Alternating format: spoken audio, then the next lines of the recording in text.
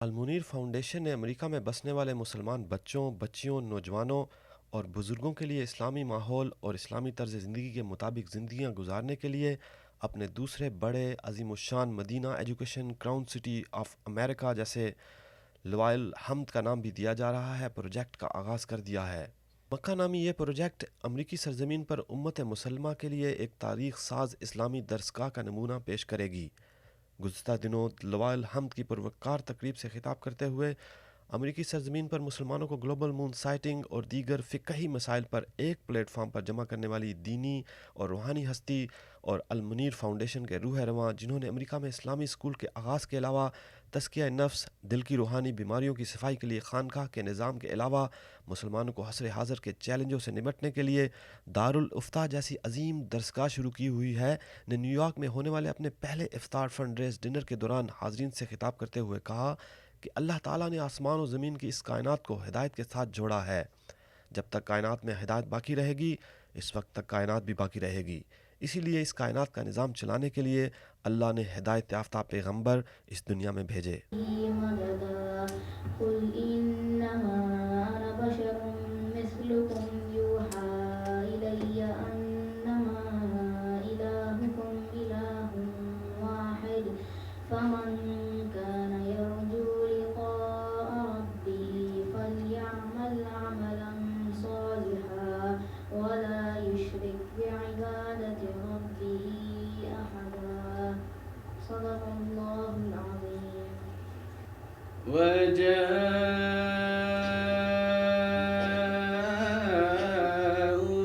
على قميصه بدم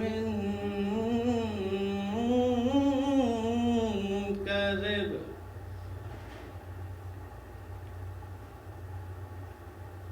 قال بل سولت لكم أنفسكم أمرا فصبر جميل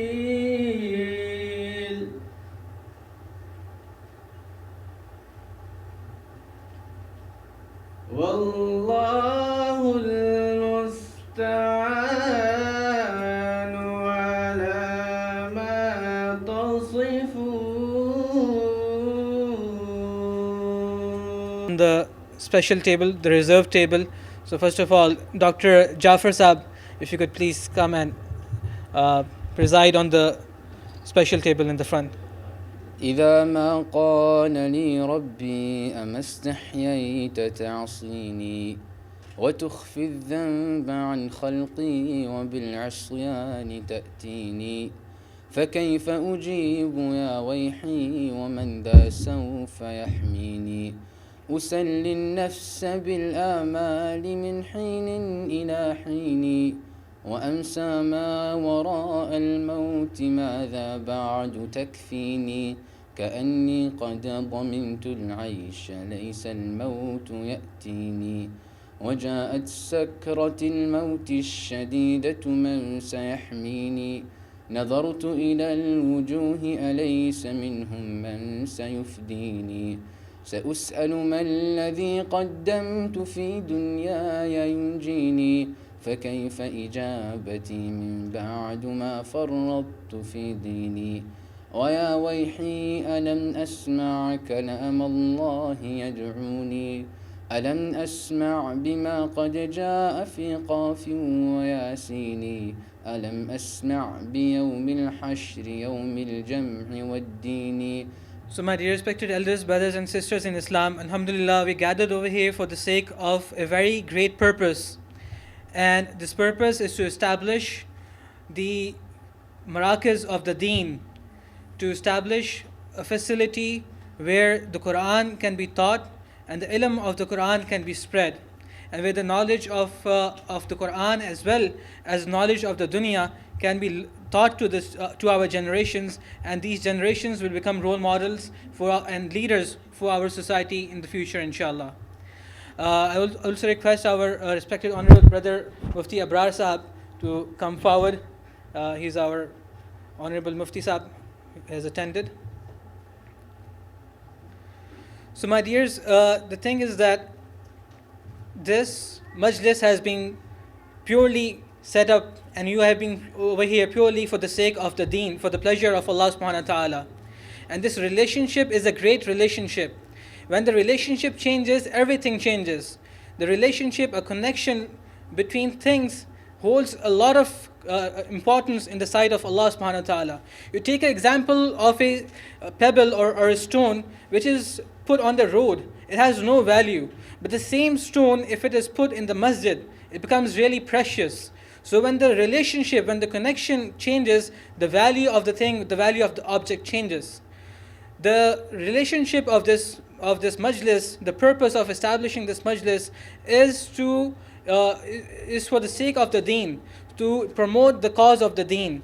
And inshallah you will see the amazing project which our Honorable Sheikh Hazrat Maulana Mufti Munir Ahmad Akhund Damat Barakatumul Aliyah has set up.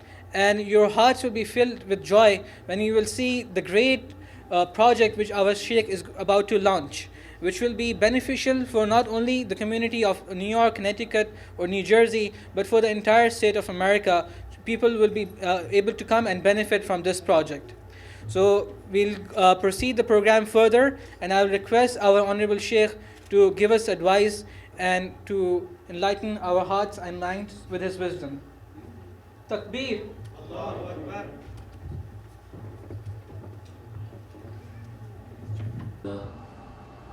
الحمد لله نحمده ونستعينه ونستغفره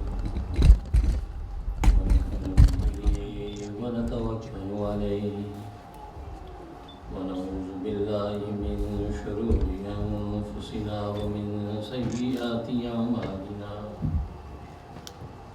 من يهده الله فلا مضل له ومن يضلل فلا هادي له ونشهد أن لا إله إلا الله وحده لا شريك له ولا نظير له ولا مثل له ولا مثال له ونشهد أن سيدنا وسندنا وشفيعنا وشفيع أمرنا وحبيبنا وحبيب ربنا ومولانا محمدا عبده ورسوله أرسله الله إلى كافة للناس بشيرا ونذيرا وداعيا إلى الله بإذنه وسراجا منيرا. مفتی منیر نے کہا کہ دنیا میں موجود ہر چیز میں خیر اور شر کا عنصر موجود ہے، مگر انبیاء اور فرشتوں میں خیر ہی خیر موجود ہے، جبکہ اس کے برعکس شیطانوں کے اندر صرف شر پایا جاتا ہے۔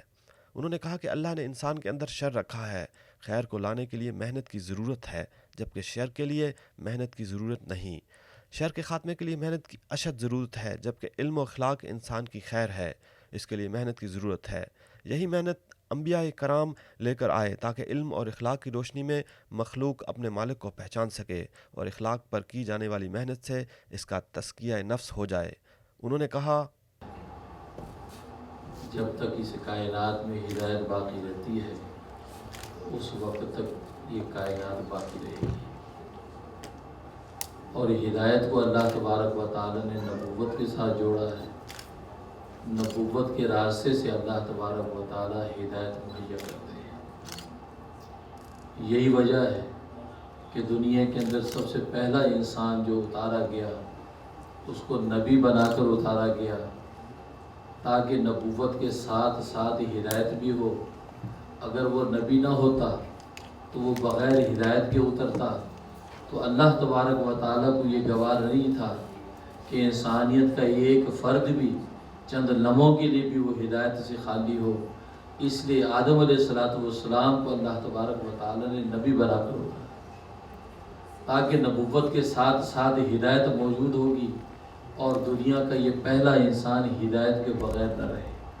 انہوں نے کہا کہ آج اسکول و کالج تو اچھے ہیں ہی، مگر ضرورت اس امر کی ہے کہ ہم اچھی درسگاہیں بھی بنائیں، اچھی خانقاہیں بنائیں، تاکہ وہاں ہماری اولادوں کے قلوب کو دنیاوی گند سے پاک کیا جائے، ان کا تزکیہ نفس کیا جائے، کیونکہ دل کے پاک ہونے میں ہی زندگی کی جدوجہد اور انسان کی کامیابی منحصر ہے۔ آپ نے حدیث کا حوالہ دیتے ہوا کہا کہ جسم میں ایک گوشت کا لوتھڑا ہے، اگر وہ ٹھیک ہے تو پورا جسم ٹھیک رہتا ہے، اگر وہ خراب ہو تو پورا جسم خرابی کا باعث بنتا ہے۔ مفتی منیر احمد نے کہا کہ آج لوگوں نے دل پر محنت چھوڑ دی ہے جبکہ دلیل پر محنت جاری ہے۔ آج دلیل پر ہر جھگڑا ہے۔ آج مسلکوں اور فرقہ واریت کا جھگڑا صرف اس دلیل پر محنت ہونے کی وجہ سے ہے۔ اگر آج دل پر محنت کی جائے تو دلیل پر جاری جھگڑے ختم ہو جائیں گے۔ تبارک و تعالی نے خیر اور شر کے دونوں پہلو رکھے۔ گویا کہ ایک چیز انسان کے لیے ابھی خیر ہوتی ہے، دوسرے ہی لمحے وہ چیز اس کے لیے شر بن جاتی ہے۔ مثلا آگ، پانی، ہوا، مٹی۔ پانی کتنی بڑی خیر ہے کہ جس کے ذریعے سے انسان اپنی زندگی کو باقی رکھتا ہے، لیکن یہی پانی اگر جسم کے اندر بڑھ جائے تو انسان بیمار ہو جاتا ہے، یا جسم میں کم ہو جائے تو انسان بیمار ہو جاتا ہے، یا طوفان اور طغیانی کی شکل میں یہ پانی آ جائے تو انسانوں کو ہلاک کر دیتا ہے۔ یہ ہوا کتنی بڑی خیر ہے کہ اس کے بغیر انسان سانس نہیں لے سکتا ہے، لیکن یہی ہوا طوفان اور آندھی کی شکل میں آئے تو انسانوں کو ہلاک کر دیتی ہے۔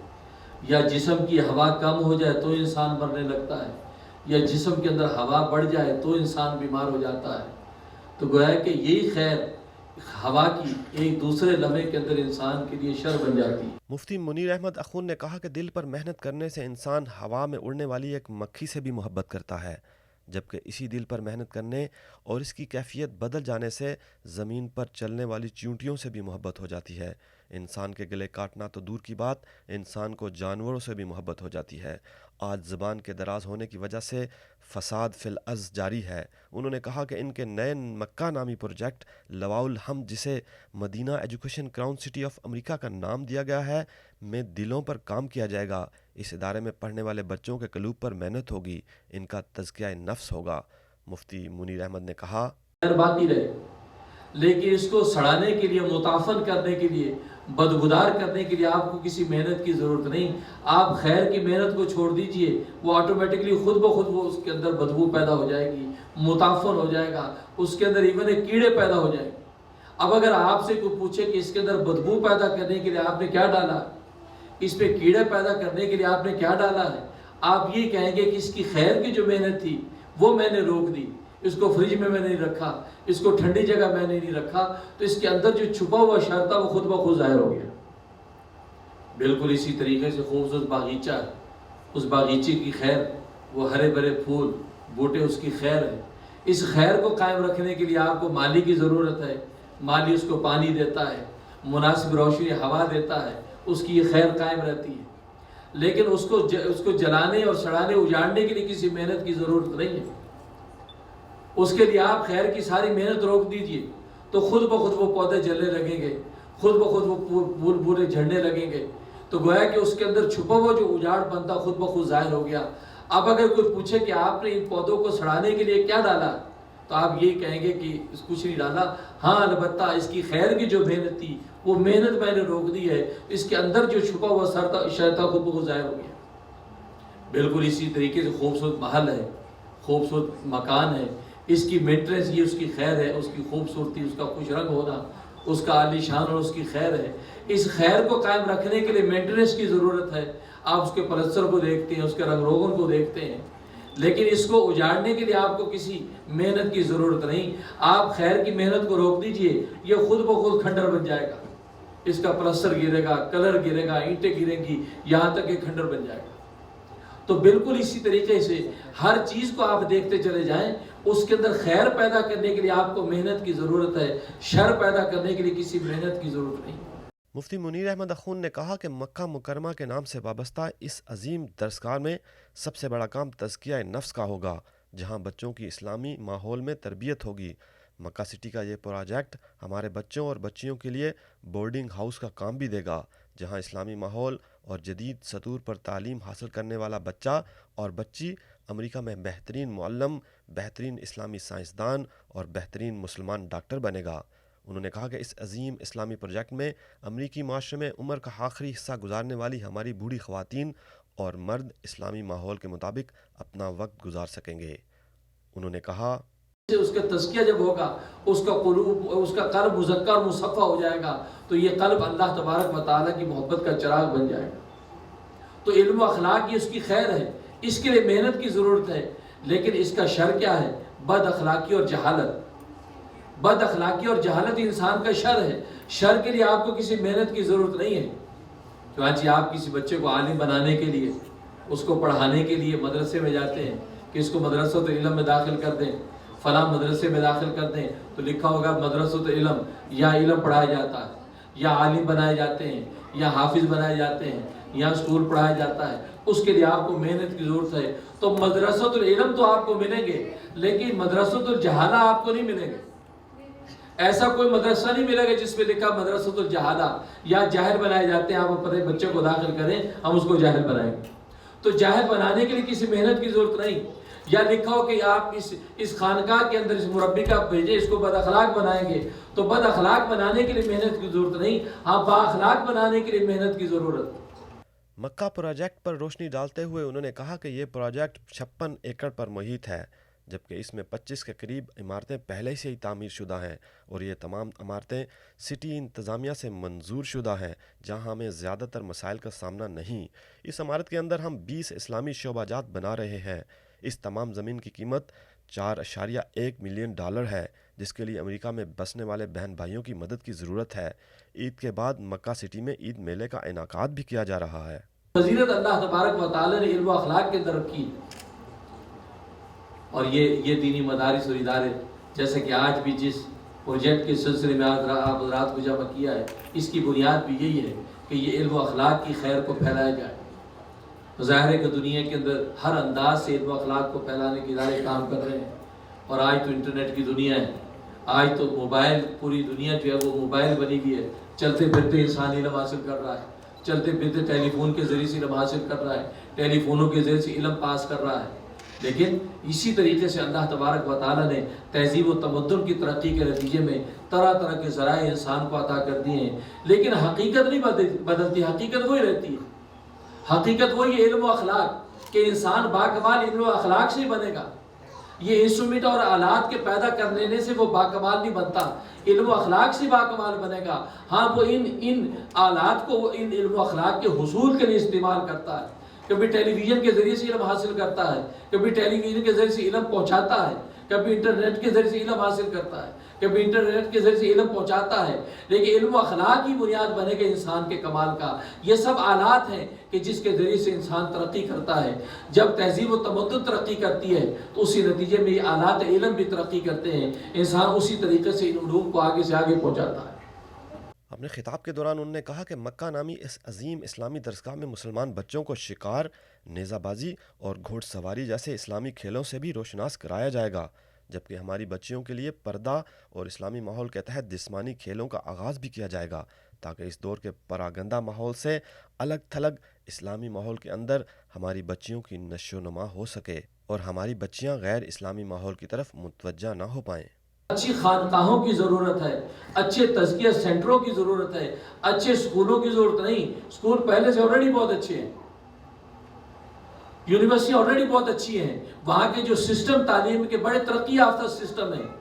ہم لوگ کوشش کرتے ہیں کہ پرائیویٹ سکول بنائیں، اسلامی سکول بنائیں، اسلامی انوائرمنٹ کے اندر بچے پڑھیں، لیکن ظاہر ہے کہ وسائل کی وجہ سے ہم پبلک سکولوں کے ساتھ جو میچ نہیں کر سکتے، ان کو بیٹ نہیں کر سکتے ہیں۔ لیکن ماحول کے جب وہ ابتر ہونے کی وجہ سے بچے وہاں متاثر ہونے لگتے ہیں، تو سکول اچھے ہیں، کالج اچھے ہیں، لیکن خانقاہیں اچھی نہیں ہیں، تزکیہ سینٹر اچھے نہیں ہیں جہاں پر دل پر محنت ہو۔ کہ وہ یزکیہم، جو سرکار دو عالم صلی اللہ علیہ وسلم کا وظیفہ تھا کہ آپ صحابہ اکرام رضوان اللہ علیہ مجمعین کے قلوب کو پاک کرتے تھے، قلوب کا تزکیہ کرتے تھے۔ جب دل پاک ہو جاتے ہیں اور دل کی بنیاد پر ساری زندگی کی گاڑی چلتی ہے۔ اس لیے حدیث میں آتا ہے ان فی الجسد لمضغۃ، کہ جسم کے اندر ایک گوشت کا لوتھڑا ہے، اذا صلح الجسد کلہ، جب وہ ٹھیک رہتا تو پورا جسم ٹھیک رہتا ہے، وَإِذَا فَسَدَ الْجَسَدُ كُلُّهُ، جب وہ فاسد ہوتا ہے تو پورا جسم فاسد ہو جاتا ہے۔ الا وَهِيَ الْقَلْبُ، یاد رکھو وہ دل ہے۔ آج دل پر محنت کرنا چھوڑ دی، دلیل پر محنت ہے، دل پر محنت نہیں۔ آپ لیکچر، لمبے لمبے لیکچر سن لیں گے، لمبی لمبی تقریریں سن لیں گے، تو دلیل کی بڑی محنتیں ہیں اور دلیل میں جھگڑا ہے۔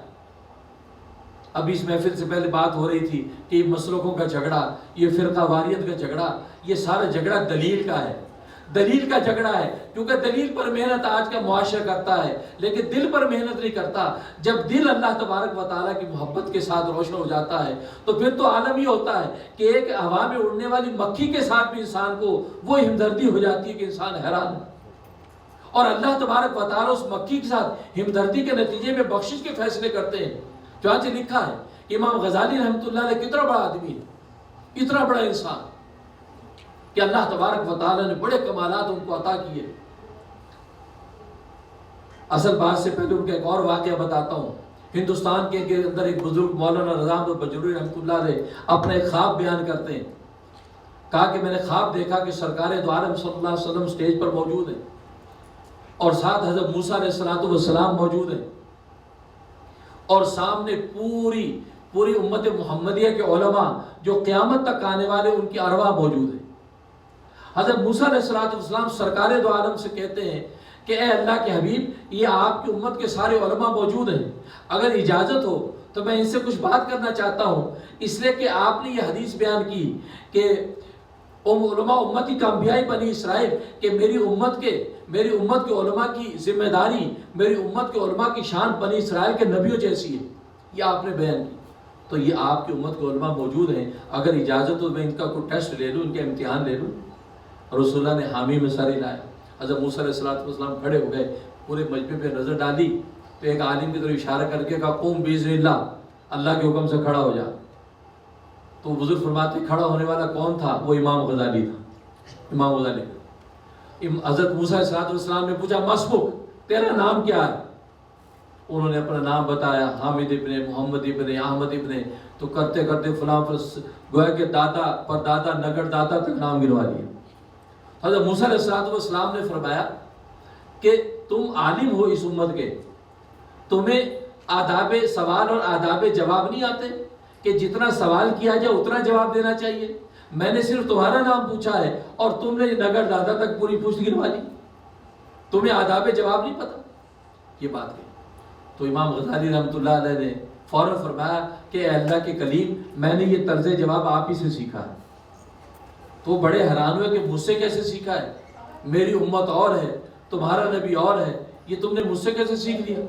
کہا کہ قرآن کریم میں اللہ تبارک و تعالیٰ نے آپ سے پوچھا تھا ما تلک بیمینک یا موسیٰ، اے موسیٰ تیرے سیدھے ہاتھ میں کیا ہے؟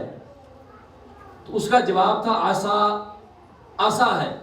یہ بھی نہیں کہ میرا عصا ہے، کیونکہ ملکیت اس میں نہیں پوچھی جا رہی، تو اتنا کیا تھا عصا ہے۔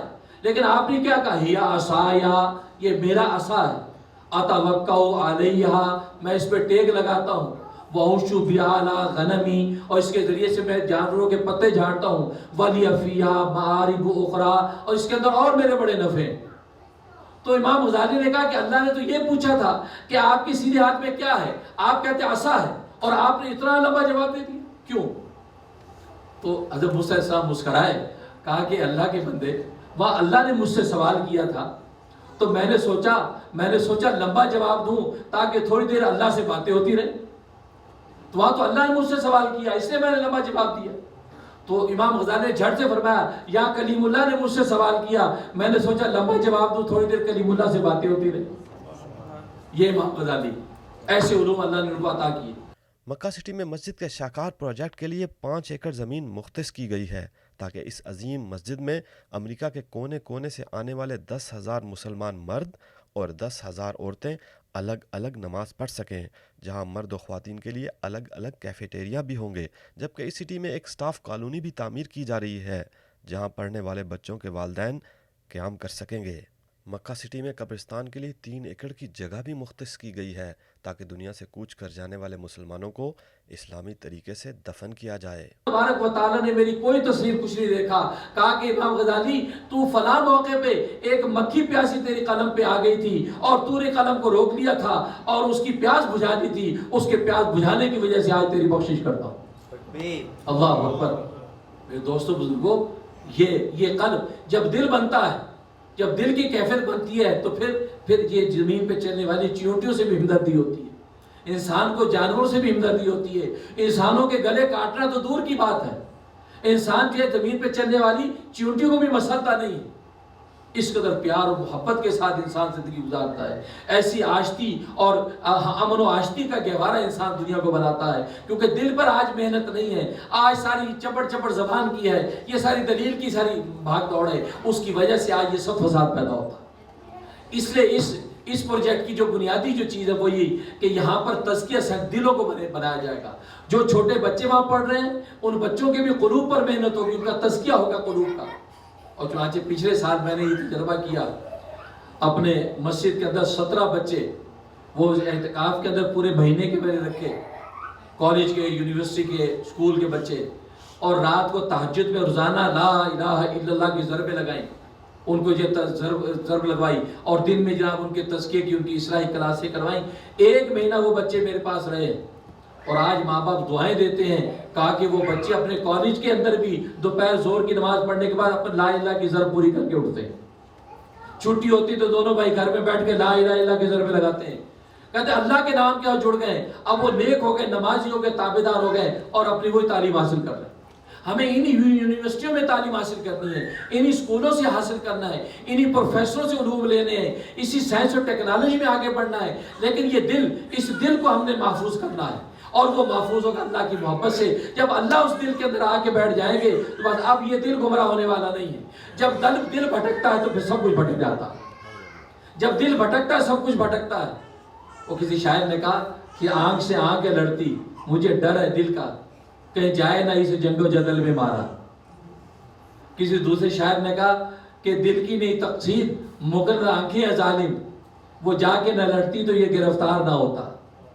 تو آج اصل میں یہ بچے بیچارے آنکھوں سے کیا دیکھتے ہیں، کیا ماحول دیکھتے ہیں، ان کے دل گرفتار جب ہو جاتے ہیں تو دل میں جب اللہ کی محبت نہیں، پھر اس ماحول و معاشرے کی لذتوں میں گم ہو کر پھر نہ دین کے، نہ مذہب کے، نہ رشتوں کے تقدس کے رہ جاتے ہیں۔ اس لیے بنیادی اس کی وجہ یہ کہ اس میں ہم نے یہ چاہا کہ یہاں تزکیہ ہو، بڑوں کا بھی چھوٹوں کا بھی۔ مجھے ٹیلی ویژن پہ ہر مہینے میرے ہاتھ پہ سینکڑوں لوگ بیعت ہوتے ہیں، لائیو بیعت کرتے ہیں ٹی وی پہ۔ اب وہ اتنی بڑی تعداد اب چاہتے ہیں جی حضرت آپ کے ساتھ وقت گزارنا ہے، ہمارا تزکیہ کریں، اب وہ کیسے ترقی کریں، اللہ کا قرب کیسے ملے۔ اب ظاہر ہے کہ ان کے لیے جگہ چاہیے، اب اس تزکیہ سینٹروں میں آئیں، وہاں 3 دن گزاریں، چلہ گزاریں، پیر و مرشد کے پاس گزاریں ٹائم۔ پھر وہاں اسکول جو ہوگا وہ بورڈنگ اسکول، اس میں ہم نے بورڈنگ سسٹم رکھا ہے، وہاں جو پک اینڈ ڈراپ کا مسئلہ بورڈنگ سے وہیں بچہ K سے 12 کا بچہ وہاں رہے گا، اور وہیں اس کی اسلامی انوائرمنٹ میں اس کی تربیت ہوگی، اس کا دل اللہ تبارک و تعالیٰ کے ساتھ جوڑیں گے، اور یہی اعلیٰ تعلیم وہ حاصل کرے، اسی سائنس اور ٹیکنالوجی کی راستے سے ترقی کرے گا، اور بہترین مسلمان سائنٹسٹ بنے گا، بہترین مسلمان ڈاکٹر بنے گا۔ اب وہ علم کی دنیا کے اندر روحانیت کی دنیا میں باہر دکھائے گا۔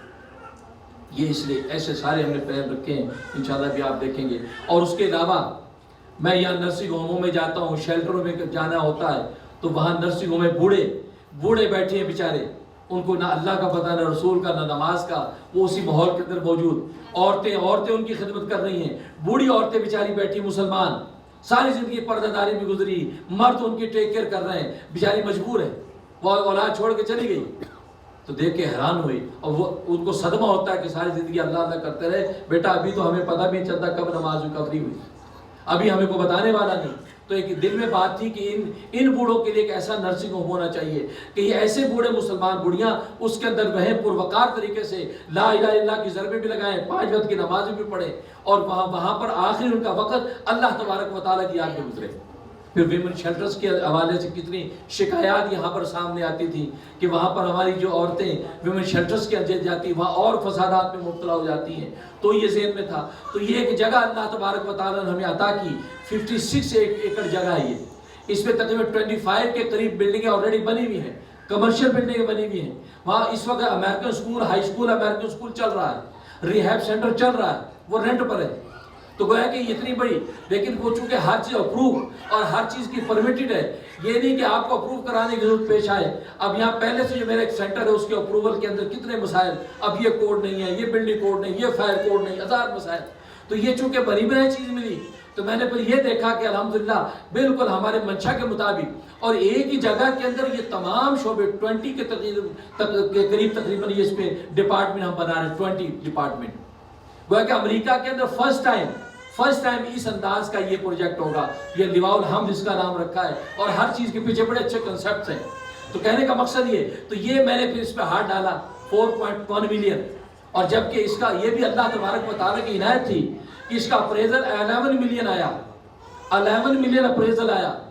میں نے راتوں کو دعائیں کی، اللہ سے مانگا، میں کہ یا اللہ بس جو کہیں وہ پورا ہو جائے، یہ تو اتنی بڑی قیمت کیسے ہوگی؟ لیکن جگہ میرے مطلب کی ہے، روز میں وہاں جاتا، 2 رکعت وہاں پڑھ کے آتا، دعا کر کے آتا، یا اللہ یہ تو دے دے۔ تو خیر اس سے بندے سے میٹنگ ہوئی، میٹنگ میں جب بات چیت ہوئی تو میں نے اس کو کہا کہ بھئی وہ یار 3.5 پہ بات کرو، 3.5 قدر نہیں یار تھوڑا سا بڑھاؤ، میں کہا نہیں اس سے زیادہ نہیں بڑھ سکتا، یہ اتنا دینا دے دو۔ حالانکہ 3.5 بھی کہنا آسان ہے بھائی، 3. اب 11 کو دیکھ کے میں نے کہا یار اتنا ہی بول دو۔ تو نے کہا اوکے شیخ، سوچتا رہا، اس کے بعد اوکے کہتا 4.1۔ تو میرے ساتھ یہ یاسر تھا، میں نے کہا یار کیا خیال؟